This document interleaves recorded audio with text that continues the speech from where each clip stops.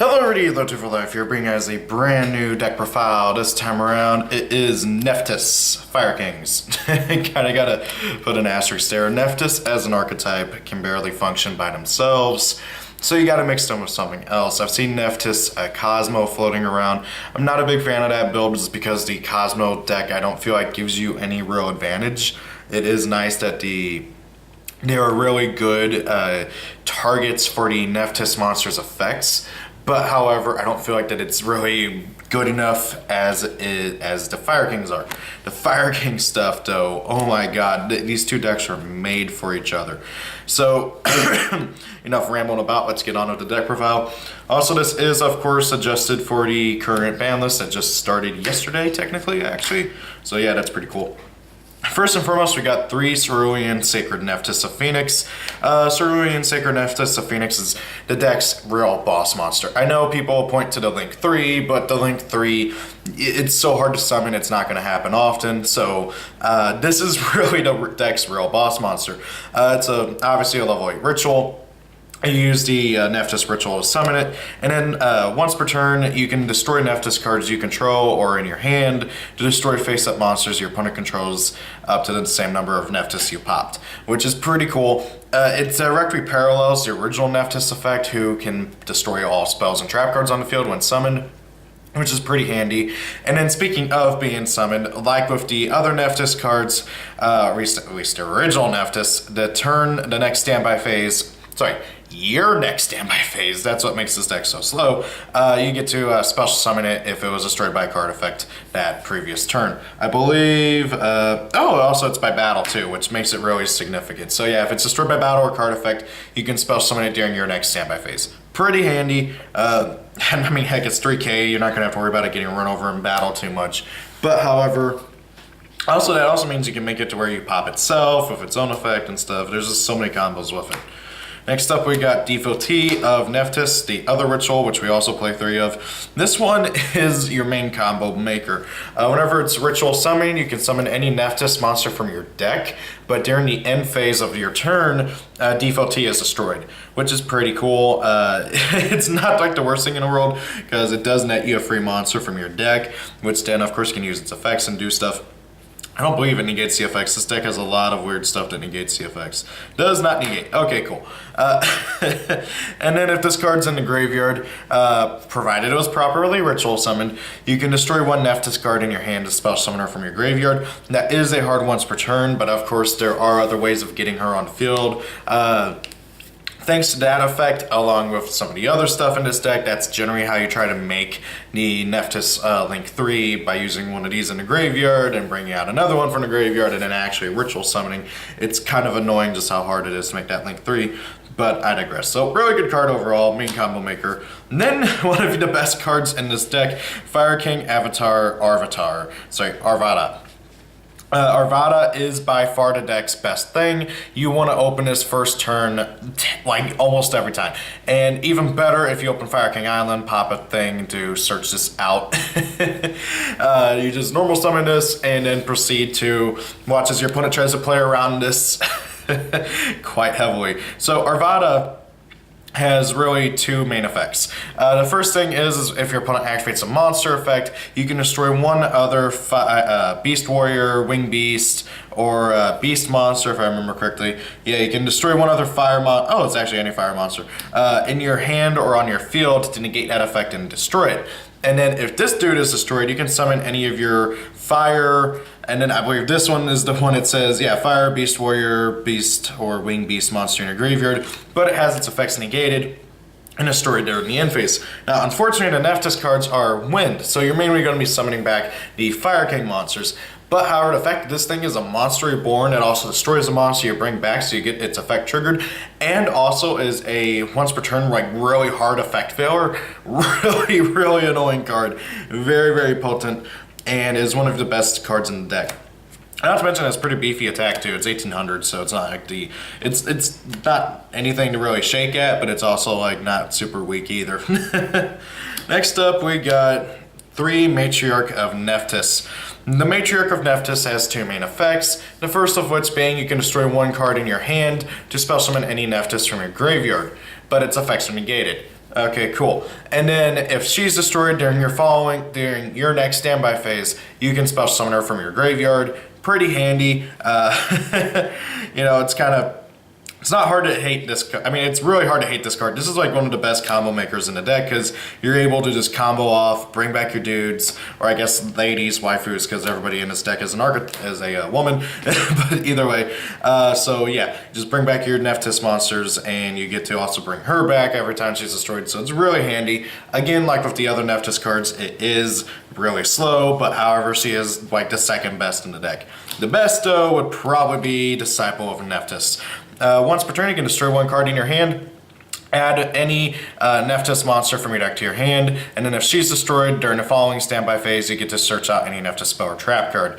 Pretty handy. You don't really use the secondary effect too often, but however, it is handy every now and then. The big thing is that the reason why you don't use the secondary effect is because the main spell card that you're searching and playing is the ritual spell, and there's a dozen other ways to search it faster. So yeah. Also, I believe, yeah, it's any card in your hand. For some reason, my brain was like, oh wait, it's a monster card. Nope, any card.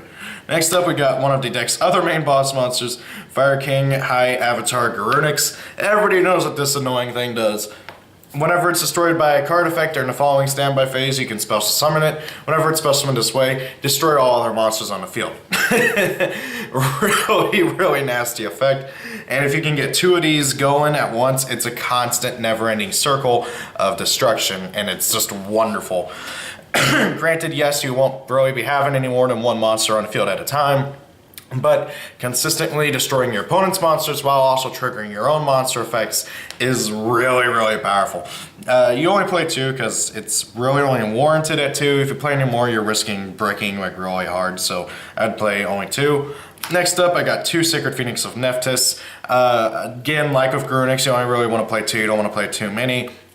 Garunix does kind of the same thing as, Nephthys does kind of the same thing as Garunix, but it's during your following standby phase, not your opponent's standby phase, not the next standby phase, your following standby phase that it's destroyed, and then you mandatorily must destroy all spells and traps on the field. This can backfire if you have Fire King Island on the field because that will destroy it as well, but hey, that just means it'll come back again. But yeah, you do gotta be careful about how you do everything. The big thing is that Nephthys is a really good target for DFLT, for damage, and trying to go for game. Not to mention, of course, it's a level 8 that fulfills the entire requirement for the ritual summon of Cerulean, because that is something that we need to worry about, because otherwise you're using 4 monsters for one ritual summon, and that's not good. Moving on, we got two Fire King Avatar Yaksha. Yaksha, I'm going to be honest, isn't too amazing in this deck, mostly because you aren't really destroying Fire Kings too much, and you have so many ways to destroy in hand. And that was really what Yaksha was designed for, was to destroy in hand so that you can, well, keep going. But however, the Nephthys cover that aspect of Fire Kings, so you don't really need to have stuff destroyed in your hand too often. But however, the really nice thing though is, of course, if your dude on the field is destroyed, you can special summon him from your hand, which helps keep up your board advantage and everything. So really handy there. Got 2 Barong, you can play 3 as well, like maybe cut Yaksha to 1 and play 3 Barong. I'm like honestly thinking about that. But yeah, 2 Barong is pretty good as well. He's the main search card for Fire Kings. During the next standby phase after he was destroyed, you can add any Fire King card from your deck to your hand except himself. And I believe he has the same summoning effect. Yeah, if a face-up Fire King monster you control is destroyed by a card effect, except during the damage step, you can special summon this card from your hand. So yeah, again, helps keep up the board advantage and everything. Pretty handy. Then we got one Defender of Nephthys. I'm not a fan of this card. If you guys have watched my archetype analysis of this deck, I'm not a fan of Defender at all. You can destroy a card in your hand to summon any Nephthys from your hand. Which isn't particularly great. You're destroying a card just to get a free summon. I mean, heck, Marauding Captain does the exact same thing, but doesn't have to destroy anything. It's really annoying. And then if this thing's destroyed by a card effect, you can destroy any Nephthys card in your deck, which is kind of handy, but then you're waiting a full turn to destroy a thing, and then you gotta wait another full turn to use its effect. So yeah, you're mainly playing this for name and the occasional combo enabler. Next up, we got one Chronicler of Nephthys. This card is really handy for getting back your resources. Basically, once per turn, you can destroy any card in your hand, and then add any Nephthys from your graveyard to your hand. And then it does basically the same thing if it's destroyed. And that's it for monsters. Moving on. First and foremost, this is a ritual deck, so we gotta play 3 of the ritual. Rebirth of Nephthys. It's literally just a ritual spell card for your Nephthys. Ritual monsters you can use, you can exceed the tribute level and everything, which is pretty handy. And then also if you used one of the ritual monsters to summon another ritual monster, you can pop a card on the field. Doesn't happen too often, but it is nice that you can do that, so just something to kind of keep in your mind. Next up, we got 3 Fire King Island. This is the card that gets this deck rolling, like really good. Basically, once per turn, you can destroy one card in your hand, or sorry, one monster in your hand or on your field. Add 1 Fire King monster from your deck to your hand. If this card is destroyed, destroy all monsters you control. And once per turn, you can also summon a winged beast from your hand for free. You get to do either the search effect or the special summon effect. You don't get to do both. So yeah. Card is really good, pretty nutty, helps out the deck a lot. I love how you can tell where the bite was taken out from when... there's a lore where like these things fought the Atlanteans, so kind of cool, but just a little bit of lore bit. 2 terraforming, search out the Fire King Islands, goes without saying. 2 Onslaught of the Fire Kings. Again, goes without saying, you need 2 of this. This thing is still stupid. Basically, if you control no monsters and your opponent has a monster, summon any freaking Fire King from your deck, Gurnix, and then destroy it during the end phase. Really good. You can also summon out Nephthys too, because it's any fire, sorry, not a fire, it can be, oh yeah, it is fire. I thought it could summon Gurnix Nephthys for some reason. Why was I told that you could summon Nephthys? Is Nephthys a fire randomly and just not everything else is? Yeah, Nephthys is a fire, holy crap. Why did they make the new Nephthys wind? So yeah, you can summon Nephthys. Oh god, I was so confused because I'm like, why does YgoAmino let me summon Nephthys off this? Moving on, we got good old Preparation of Rites. Kind of goes without saying, you know, you play 3 level 2 ritual monsters and you want to get back your ritual spell pretty easily. 2 pre-prep, because the ritual spell, due to it specifying the names of the Nephthys ritual monsters for the destroying effect, you do actually get to search this off of, you do actually get to use this to search it, so that's really good. For the last spell, 1 Circle of the Fire Kings. This is another card I'm kind of debating on playing more of. I don't know if I'd go full on and play 3, but 2 is really tempting. It's something I've been testing out. I found that 1 does seem pretty good too. 2, whenever I was testing it, bricked every now and then, so it's really kind of an interesting thing. Basically, you pop a Fire King to summon a Fire King from your graveyard. It's literally just made to dodge stuff like back row, like Bottomless and stuff, or 101 or Castell, or any kind of like, I guess nowadays people would be using Unicorn though. So yeah. Just basically is made to dodge targeting removal that does not destroy, so you can still, well, destroy your dudes. Now then, with that being said, yeah, again, it does brick occasionally, so I've been kind of iffy on it. I want to play, I've tested out 2, so I don't know. What do you guys think? 2 or 1? Or heck, even 3 if you feel like it. And then finally, for the last card in the deck, in the main deck at least, 1 Awakening of Nephthys. I'm really iffy on this card as well, but it has come in handy whenever I do use it. Basically, the big thing that you gotta keep in mind with this card is if it is destroyed by a card effect, you can summon any Nephthys from your deck. Well, hand, deck, or graveyard, which is just really silly. It does destroy the card during the end phase, so if your card here gets destroyed during your opponent's turn, like let's say they Phoenix it, you do get to possibly, well, you will get to use that Nephthys effects during your next standby phase, which is pretty handy. Again though, it is a trap card. You're mainly using it for the destruction effect, so again, kind of feeling iffy on it, but it has come in handy quite a bit whenever I have used it. It's also another target for good old Disciple whenever you actually need to search out a Nephthys spell or trap card. God, you notice I don't play the Nephthys spell card that says pop a Nephthys you control and pop a card your opponent controls. It's because that card is just so bad I don't ever want to consider playing it, so yeah. Moving on. We got Nephthys, the Sacred Preserver. This card is pretty darn stupid. Needs 2 Nephthys monsters to make. Whenever, once per turn, provided it was link summoned successfully, you can activate one of the following 2 effects. You can add 1 level 8 Winged Beast monster from your deck to your hand, and you can add 1 ritual spell from your graveyard to your hand. Or you can destroy 1 Nephthys monster, discard points to, and special summon 1 Nephthys monster of a different original name from your graveyard, but negate its effects. Because of course you do. So, you mainly do use its first effect, which is just simply to add Garunix or Nephthys, or the ritual Nephthys, and then add your ritual spell from your graveyard to your hand. Really good card. It's basically a pre-prep. It can search any level 8 Winged Beast, which is really, really good for this deck because you play 3 of them. So pretty handy with that, and of course getting your ritual spell back, also pretty darn handy. The effect to destroy and revive isn't something that comes up very often, if ever.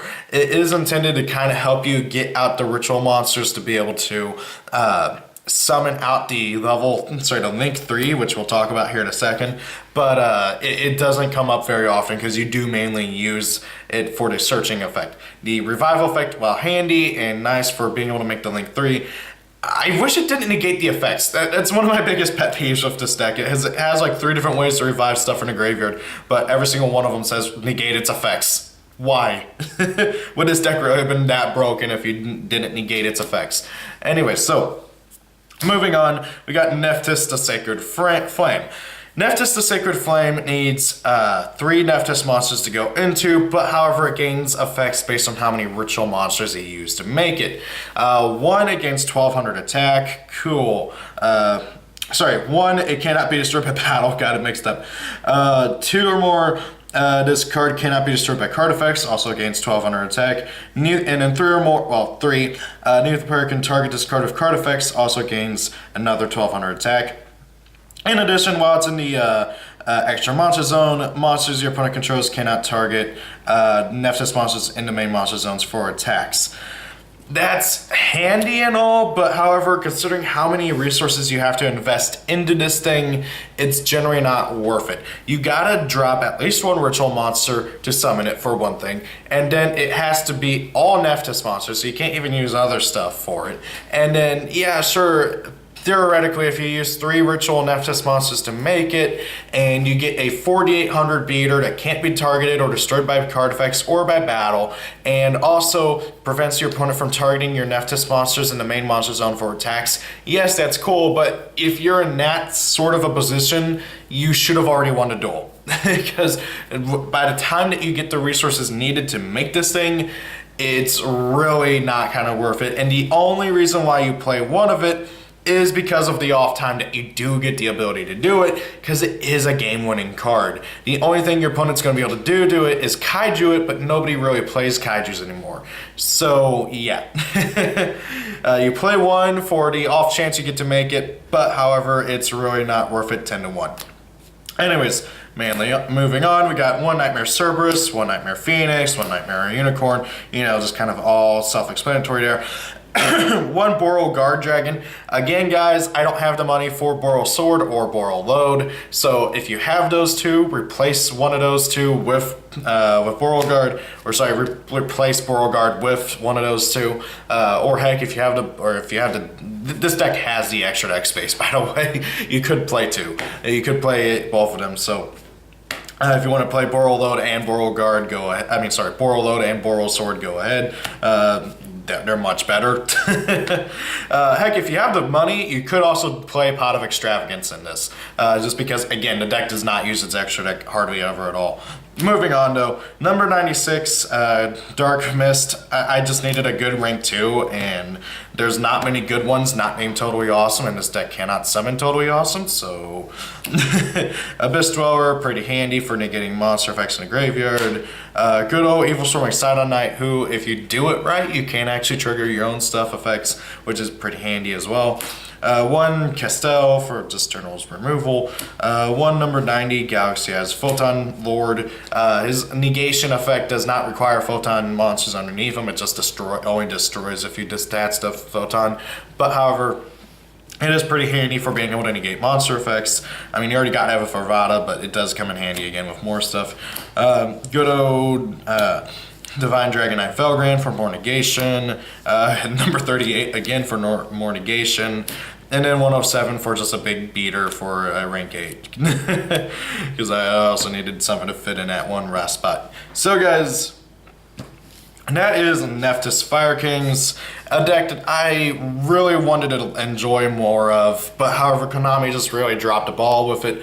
The deck, from my experience, this is the best build that I've been able to come up with, but however I'm just one person. So if you guys have any ideas, recommendations, or concerns for this deck on how to improve it to the best of our capabilities, I would love to hear your guys' ideas down in the comments below. What are your guys' thoughts on this build? Thank you all for watching. Hope you guys enjoyed the video. Have a great day. If it's your birthday, happy birthday, and see y'all later. Please rate, comment, and subscribe. See ya. Peace.